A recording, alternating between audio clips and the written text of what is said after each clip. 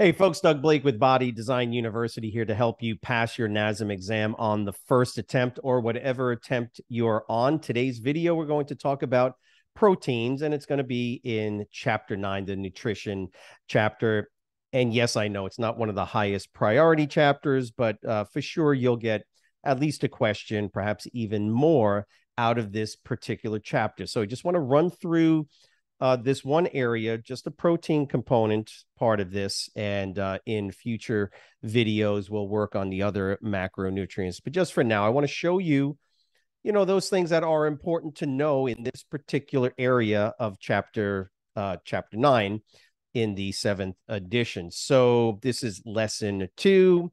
Keep in mind, lesson 1 basically gave you some information on a scope of practice and some general information on nutrition. But now you get into the protein, and keep in mind, read, write, recite, use color paper to color pictures, whatever you feel is appropriate to help you.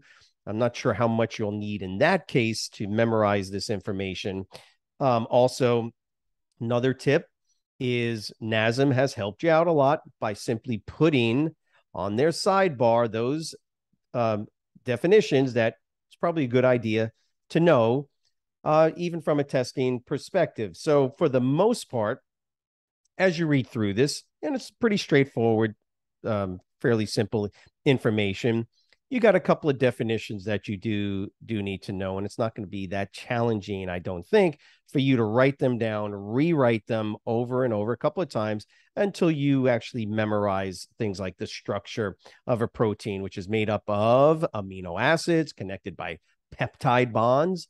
Peptide bonds are what's going to connect all these amino acids and create what we call this primary structure. Then this primary structure will fold or coil, whatever, into a secondary structure, which will then fold into a tertiary structure.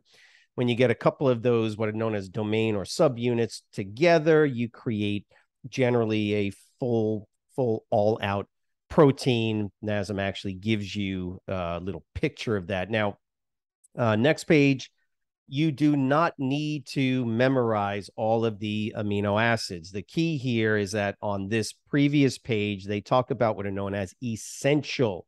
Now, there are generally considered 20 amino acids. And it depends on who you talk to. There are some more advanced researchers who say that the body uses actually 21. Don't worry about that. This is NASM. Let them guide the ship for you. There's 29 of them are what are known as essential. What's the definition of an essential amino acid? They must be obtained through the diet. The body does not make them. Your body cannot synthesize essential amino acids. Every protein in your body contains both essential and non-essential amino acids. And just keep that in mind. For the most part, every protein food, whole food that you eat contains essential and non-essential amino acids. The key here is that essential amino acids must be consumed in the diet. If your body runs low, for instance, on any essential amino acid, it cannot synthesize it to create the proteins that are needed. You got to eat it in the foods from your environment. Okay, that's all that means. So essential, 9 essential, 11 non-essential, 9 essential amino acids. So that leads then to this idea of what are known as complete proteins versus incomplete proteins. Just keep in mind that, all a complete protein says is that aside from all of the other amino acids contained in it, it at least has all 9 of the essential. For the most part, the average protein probably contains hundreds, if not thousands, of amino acids. Okay. It's just, it has to be a complete protein. It has to contain all 9 of the essential. And they give you, a list here of what the essential amino acids are. Excuse me. One of the reasons we tell folks to consume whey protein if they're not a vegetarian is because of these guys right here: leucine, isoleucine, and valine. Relatively high amounts in whey proteins. Those are known as the branch chain amino acids. And so again, consuming complete proteins in your diet is what's going to ensure in general that you're getting all of the essential amino acids.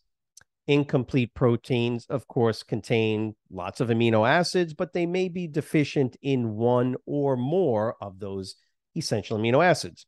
However, it's not that big of a problem if you're a vegetarian, because if you look at table 9.5, which again, don't memorize this table, you should already know that complete proteins generally come from animal sources, and that there are a number of non-animal sources of complete proteins. Yeah, soy protein. I'm not saying eat soy protein, but it has all 9 essential amino acids, plus the other non-essential. Same thing with hemp seeds, which are, today fairly, big push to consume hemp seeds, hemp oil, things like that. Quinoa, buckwheat, these are non-animal sources of complete proteins.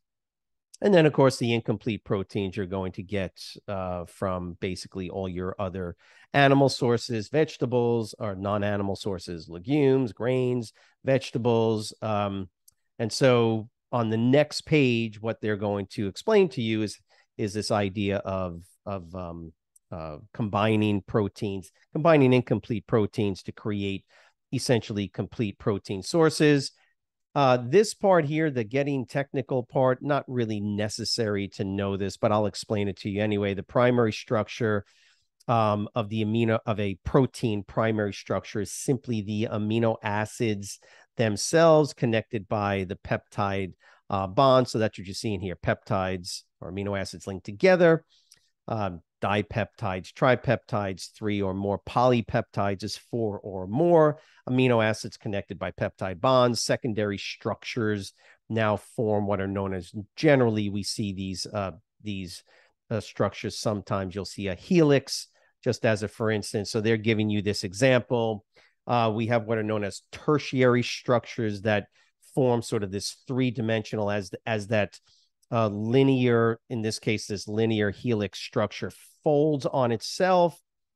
There's reasons why it does that, just not necessary to get that deep and that granular into this. It's just not necessary. What's interesting though is, as you see the tertiary structure form, that's what starts to give proteins their characteristic biochemical properties. Okay, so they fold into these different shapes, globular proteins, things like this. And those are what are known right here. This is known as they call them a subunit. Sometimes you'll see them called domains. But we'll use the term subunit because that's what NASM uses. If you combine a couple of these subunits together, they connect together, generally through hydrogen bonding. You get these, what would be considered a proper or full protein. I'll give you, and that's what forms the quaternary structure, right? So multiple subunits connect together to form these quaternary units. Insulin,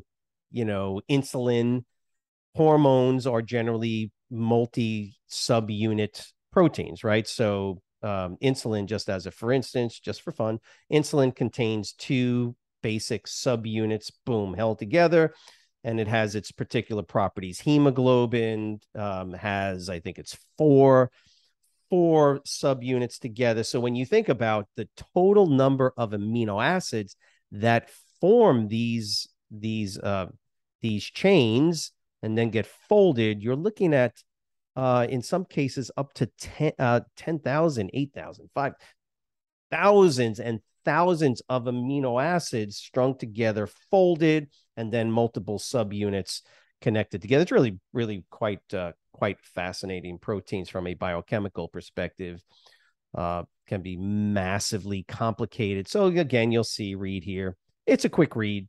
Why not, right? It's interesting stuff. And then you come to your complete and incomplete protein sources. Here's some interesting information, and this is why this could be actually pretty helpful. Okay, first off, here's your definitions. Go ahead and write those down, just like I always recommend you do with any of the chapters that you're in. Look for these side chain definitions. They're probably important. That's why NASM puts them and highlights them in blue. Mutual supplementation, we used to call it complementary protein combining. The idea is that if you combine two incomplete protein sources, they can collectively form, even, by the way, you don't even have to eat them at the same meal. Interesting thing about protein and protein turnover rates is that for the most part, we're looking at days, even up to 7, up to 10 days for full protein nitrogen retention elements to take place. So you can literally consume an incomplete protein today, consume another incomplete protein the next day. And if the body needs to combine whatever amino acids it pulls from those proteins, it will do it. Again, it's a pretty complicated biochemical scenario that you just don't need to get, so precise or so granular into unless you find it interesting. But that's the idea. And you probably know, if you know vegetarians or you yourself are a vegetarian, about, right, protein combining, right? So you've rice and beans. And of course, this is interesting information, right, to stretch your knowledge box, which we generally say you're probably not going to see a whole lot of questions, if any, from these, but they are interesting information. And this is what you can then help your future clients with, giving them some combination examples. So grains, legumes, nuts, seeds, veggies, they're all incomplete, generally incomplete, right? We know that soy and quinoa, for those that eat those, they are generally complete proteins. But let me just caution you, even though they are complete proteins, they're not high quality complete proteins. Why? Because high quality proteins also have what you'll see on the next page, higher protein amino acid scores, things like that. So this is where this concept of protein quality comes into play, right? So what we call BV, or biological value, generally that's not used today in a qualitative sense. When we judge proteins, we use the PDCC AA scoring that tells us something about the amino acid bioavailability of the amino acids and the human body's ability to utilize them. Okay, again, more than you would need to know from a testing perspective. But the idea is that there are proteins are gauged by whether they have low bioavailability or high biological value or bioavailability. That's generally what we see here. So high biological value HBV proteins, generally you're going to find those from eggs, animal sources. Animal sources always have the highest biological value, or HBV. And that's what NASM is trying to help you to understand. It doesn't mean that, see, here's the thing. It doesn't mean that plants themselves are not healthy and not good for you. That's not what it means at all. It's simply talking about one characteristic of plants, which is their protein quality. For the most part, we don't eat plants for their proteins. We eat plants for their fiber, for their micronutrients. That's where we get the majority of micronutrients from, your vitamins and your minerals and your fiber and there's other phytonutrients, things like that, critical to your health. But proteins, no, they're not. They're not good sources of protein. It's just the reality of it. But what NASM is telling you here is that the general guides that we use are what is known as PER, protein efficiency ratio.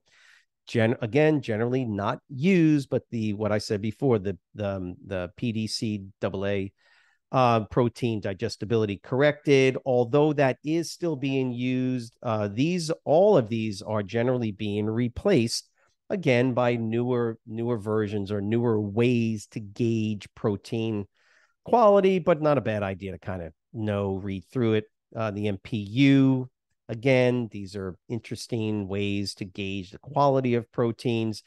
And then of course you can just read through this, HBV versus LBV proteins. Again, one of the issues that we don't really want to get into is a tit for tat when it comes to, should I eat vegetables, protein? Should I be a vegetarian based on protein? And the answer is you eat the way you want to eat. Your clients are going to eat the way they want to eat.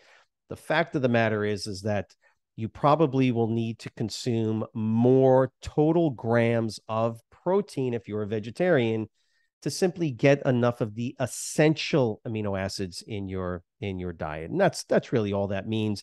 Remember, your body doesn't care about proteins. It cares about amino acids. It cares about the building blocks of proteins. However, you got to get all those amino acids into your body.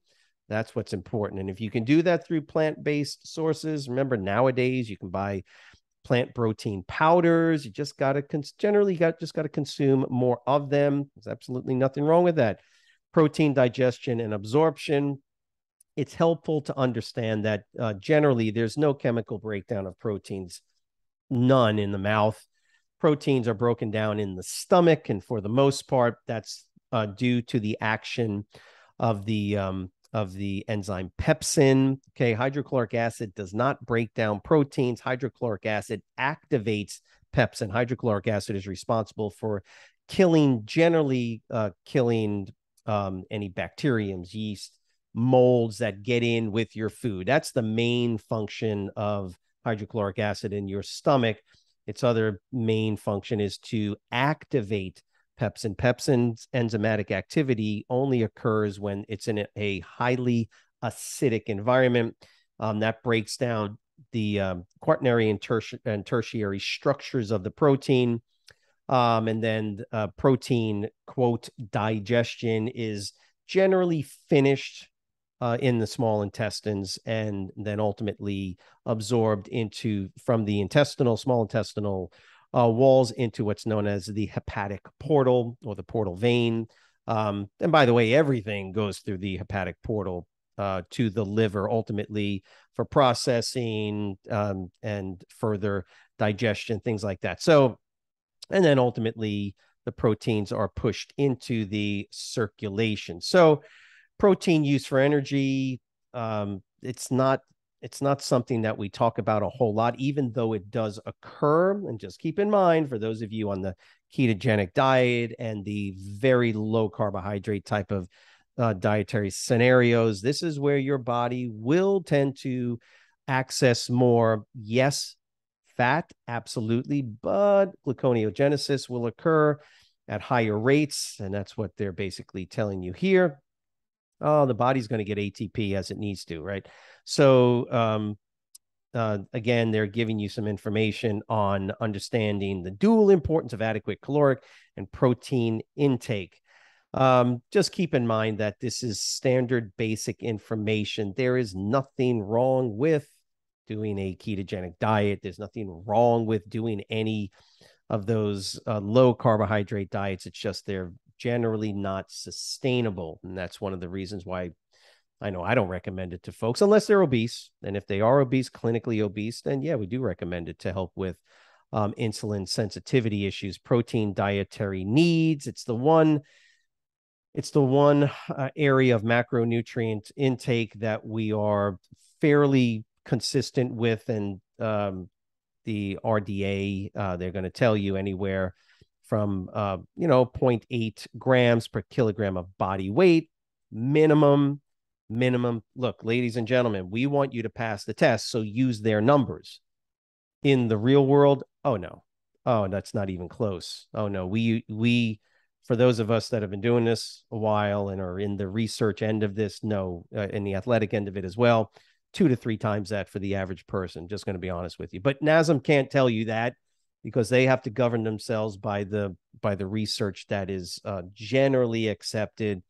I'm going to be honest with you, 0.8 grams per kilogram, that's generally like one meal for me. So again, here are your terms you need to memorize. It's important just to get an idea of these. Again, don't spend a ton of time when it comes to memorizing some of this information. Now, table 9.6, recommended protein intake ranges. If you wanted to, yes, rewrite your chart.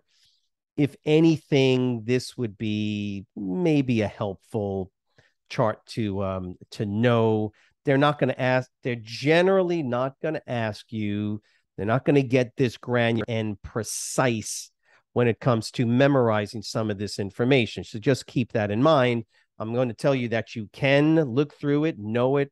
It's helpful to kind of get a gauge of what they're talking about with this information. But again, I don't want you to spend a ton of time on this. So negative energy balance. Yes, of course, that's important. Trending protein research, how much protein is recommended for weight or fat loss goals. Now, again, you can see that we're kind of treading on an area where, for the most part, you're not going to need to memorize this, but NASM is trying to be careful when it comes to navigating through what we kind of know or understand from 40, 50 years of research to what we're starting to learn a little bit more nowadays, which is actually those recommendations are too low, way too low, specifically for athletes. Updated research has also shown that higher levels of protein do not appear to compromise bone density. Look, folks, this is important stuff for those of you that are actually going to start training people and getting into this and really trying to help individuals navigate through the nutritional part of this. Because again, for the most part, the research that has been kind of handed to us over the years is being updated. And what we do know is that the idea that too much protein is problematic for the renal system, for your kidneys, that's just not true. Okay, we consistently feed much higher levels of proteins to the to not only to the average person, but to specifically to athletes, even more so to endurance athletes. And that's kind of the idea. So once you get to the end here, clients, and those are your questions, but once you get to the end, again, you can read through this. I would say that for the most part, that entire subsection right there, take about a half hour to get through.